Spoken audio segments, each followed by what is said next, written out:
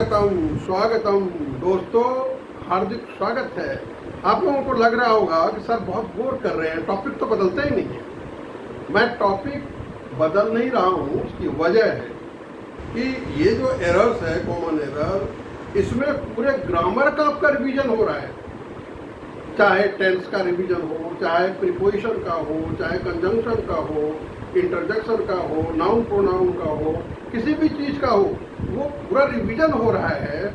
इसलिए इसमें बोर होने का मुद्दा नहीं है। आपको लग रहा होगा कि टॉपिक है क्या, कॉमन एरर, वही चल रहा है, वही चल रहा है। खाली कॉमन एरर किस किस कारण से होता है, उसका जरूरी है आपका ज्ञान बढ़ाना। इसलिए ये आपके ब्रेन में चल रहा है, इसलिए मैंने आपको बताया कि इसमें बोर होने की बात नहीं है। आगे बढ़ते हैं। देखिए, आज का है सेंटेंस लिखता हूं। Where the battle was fought. Where the battle was fought, इस तरह बोलते रहते हैं लोग। उनको लगता है कि इंट्रोगेटिव सेंटेंस तो हो गया, where the battle was fought. अब गलती क्या हो गई कि जब इंट्रोगेटिव सेंटेंस है तब क्या लिखेंगे आप, where was the battle. Where was the battle fought, उसे मार। Where was the battle fought? Where the battle fought? Where the battle, यहाँ for नहीं, was. Where the battle was fought, ये इनकरेक्ट हो गया। क्या है, Where was the battle fought, ये करेक्ट है। इसको आप नोट करें। Next sentence, the robber was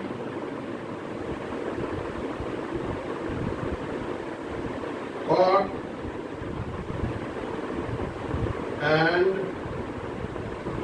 his pockets searched. The robber was caught, passive voice है। The robber was caught and his pocket searched. क्या गलती है इसमें कि जब ये पैसिव वॉइस में चल रहा है और ये कह रहे हैं पॉकेट सर्च, ये होगा नहीं करेक्ट। क्यों, इसको भी पैसिव वॉइस में होना पड़ेगा। तब का हिज पॉकेट्स वर सर्च, ये करेक्ट है इसका। और लोग लिखते हैं कि the robber was caught and his pocket search, एकदम बिल्कुल गलत हो जाएगा। वर्ड सर्च मतलब किसी ने सर्च किया, वो खुद थोड़ी सर्च करेगा।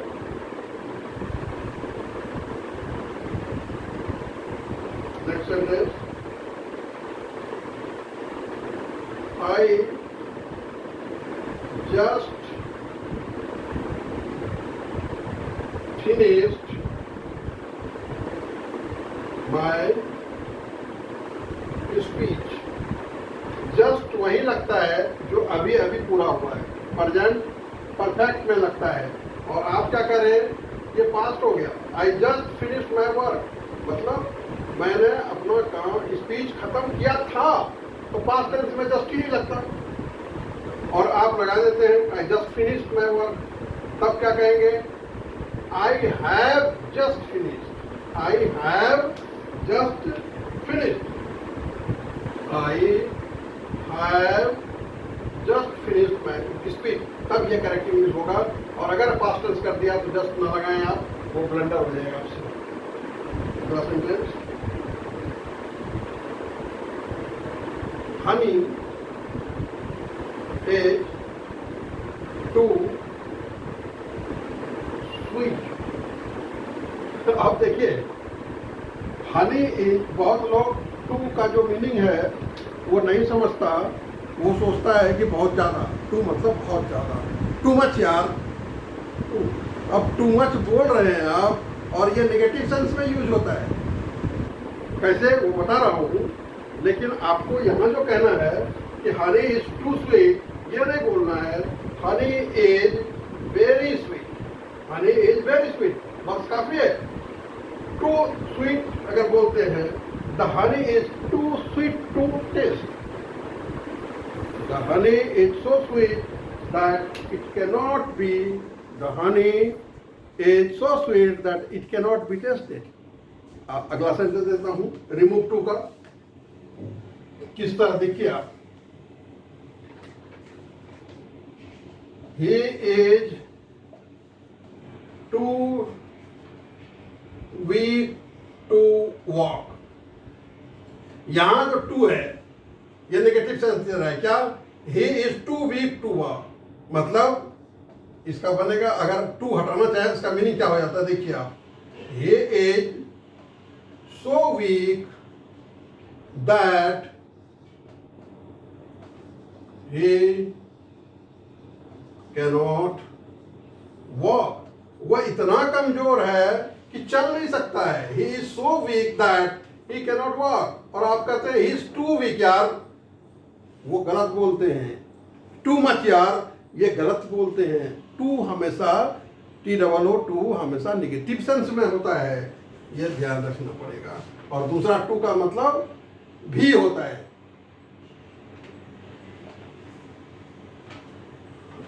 आगे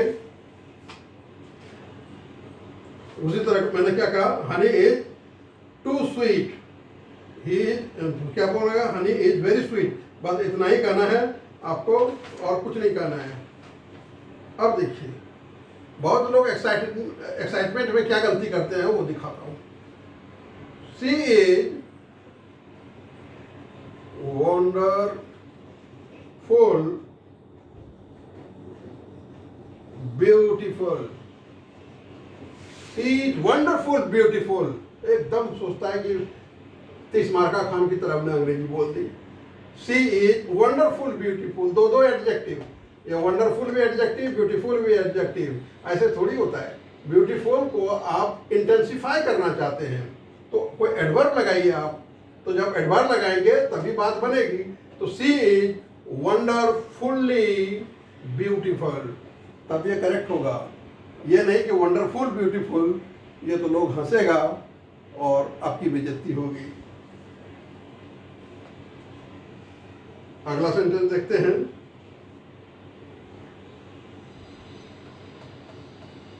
hardly she had left the college then her friend came, मतलब वो कॉलेज छोड़ा ही था उसने अभी कि उसका दोस्त आ गया। Hardly she had left the college then her friend came. अब ये सेंटेंस गलत हो गया आपका, आप जो कहना चाहते हैं वो मीनिंग क्लियर नहीं हो रहा है यहाँ, तब क्या गलती कर रहे हैं आप वो देखिए। आप इसको, इसी बात को आप जब कहेंगे तो क्या कहेंगे, हार्डली हैड सी, अभी छोड़ा ही था, लेफ्ट द कॉलेज देन नहीं, व्हेन हर फ्रेंड केम, ये करेक्ट इंग्लिश है। Hardly had she left the college when her friend came. आप दोनों को कंपेयर कीजिएगा और इस तरह का सेंटेंस आप बोलेंगे तो सही लगेगा आपको।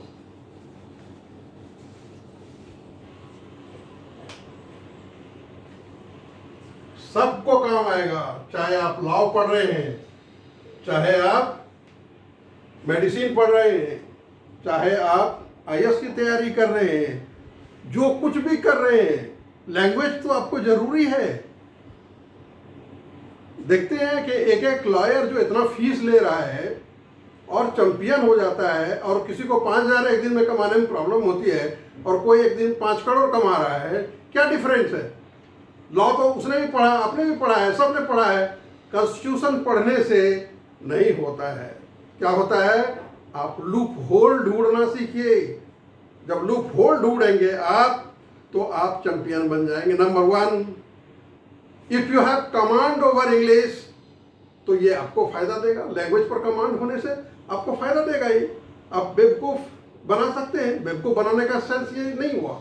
बेवकूफ बनाने का सेंस है कि आप जजेस को मजबूर कर सकते हैं कि दिस इज माय पॉइंट। अपने व्यू को, अपने पॉइंट को किस तरह रखेंगे, उसके लिए आपको नॉलेज जरूरी है ना। तो लैंग्वेज पर कमांड आपको होना बहुत जरूरी है। आप एक्सेप्शनल बन जाते हैं। तो देखते हैं, लंदन से पढ़ा है कोई, हार्वर्ड से पढ़ के आया है, उसमें क्या खूबी है? खूबी सिर्फ इतना है कि उसको लैंग्वेज पर कमांड है और वो लूप होल ढूंढना जानता है। अगर 2 चीज आपने कमांड में ले लिया, लूप होल ढूंढना और लैंग्वेज पर कमांड करना। आपको एक कहानी सुनाता हूं लॉ का। एक बूढ़ी औरत ने कहा कि मैंने मर्डर होते देखा है, पड़ोसी में मर्डर होते देखा है। तो कहा कितने बजे होता है मर्डर हुआ था? तो कहा कि लगभग 11 बजे हुआ था। एक बहुत अच्छा लॉयर आया और वो कोर्ट में आके कहता है, दादी माँ आपका चश्मा तो बहुत खूबसूरत है। तो दूसरा वकील कहता है, ऑब्जेक्शन मिलॉर्ड, यहाँ चश्मा से क्या मतलब है? कहा नहीं, मुझे बहुत चश्मा अच्छा लगा, इसलिए मैंने दादी माँ से पूछा कि चश्मा आपका बहुत खूबसूरत है। और वो भी एक्साइटमेंट में बताने लगी। कहा दादाजी माँ कहाँ खरीदा आपने? तो उन्होंने बताया दुकान का नाम। कहा ये आप हमेशा लगाते हैं, पावर वाला है? कहा हाँ पावर वाला है। तो कहा ये इसको हमेशा लगाते हैं आप? तो कहा हमेशा लगाती हूँ। कहा सोने के समय भी लगाते हैं? कहा नहीं बेटा, सोने के समय चश्मा कौन लगाता है, वो तो चश्मा खोल के लगा। कहा आप सोते भी जाते हैं? कहा मैं जल्दी सोती हूँ बेटा, 9 बजते बजते मैं सो जाती हूँ। कहा हुजूर नोट किया जाए, ये दादी माँ 9 बजते बजते सो जाती हैं और ये चश्मा सोते समय नहीं लगाती हैं। और ये मर्डर 11 बजे रात में हुआ है और ये कहती हैं कि इन्होंने देखा है।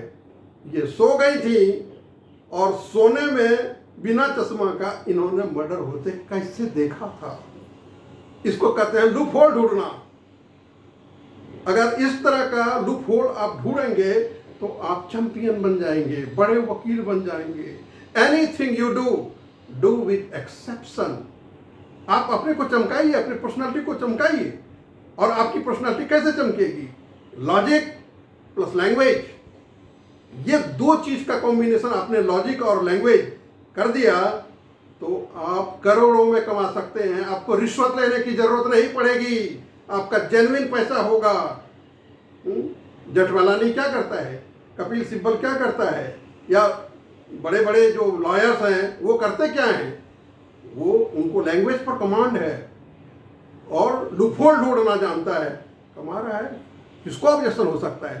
पूरे वर्ल्ड में आप चैंपियन हो सकते हैं। ये इंग्लिश का मुद्दा नहीं है, ये आपकी पर्सनैलिटी का मुद्दा है, आपके रोजी रोटी का मुद्दा है, ब्रेड बटर का मुद्दा है। आप अपने को चमकाइए। अब देखिए, कहता है वॉक केयरफुली लेस्ट, मतलब नहीं तो यू में नॉट फॉल। अगर लेस्ट लगा है तो यहां मे नॉट फॉल नहीं होगा। क्या होगा? Walk carefully लेस्ट you should fall.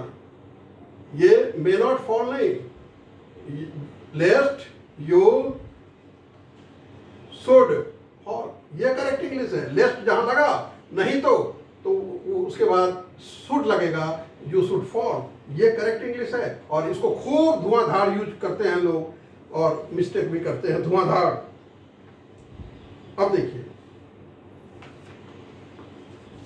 बड़े अच्छे सेंटेंसेस हैं। You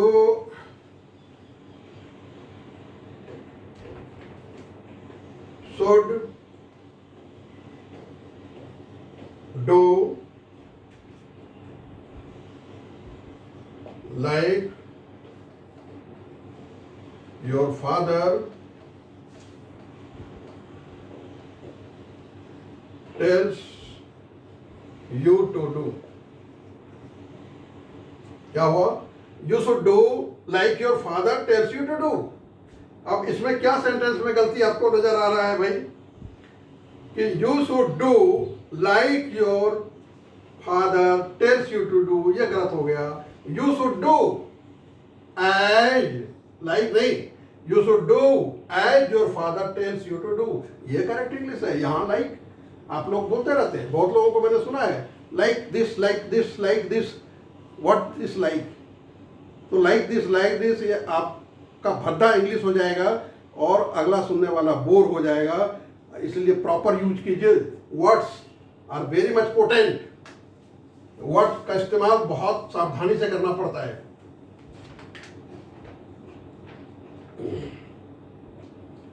next sentence, she did not reply my letter. आप कहते हैं she did not reply my letter. क्या गलती हो गया? she did not reply to my letter. ये to यहां नहीं देंगे तो सेंटेंस गलत हो जाएगा. she did not reply to my letter. और अगर to आप खा गए तो आपका सेंटेंस ही खत्म हो गया.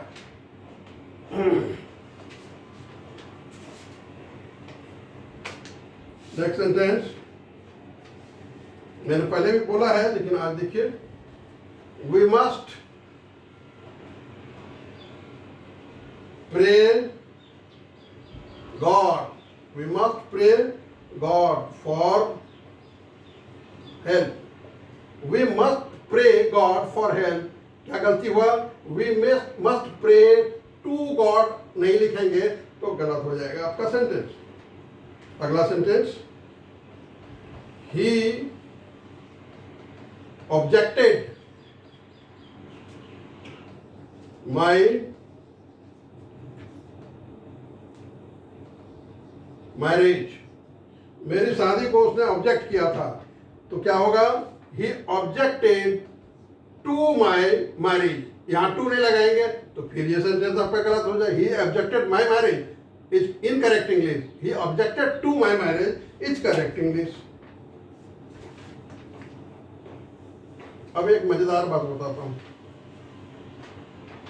लोग कैसे गलती करते हैं. I have been to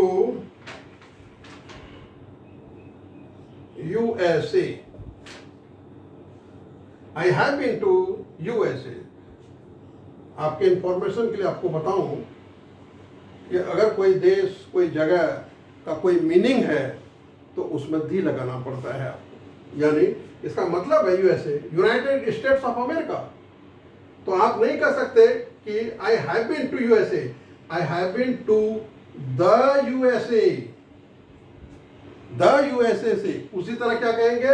USSR. यहां भी आपको द लगाना पड़ेगा. कब?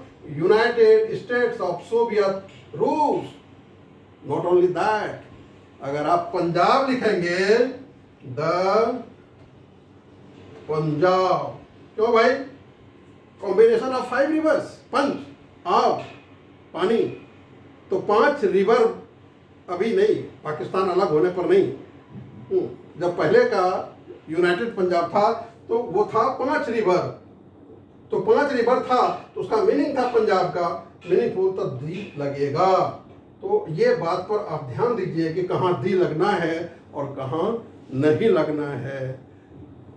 आप अपना काम की करें, लाइक करें, सब्सक्राइब करें, शेयर करें और आप मुझे मोटिवेट करें so that I can deliver speeches and I can give you a lot of knowledge.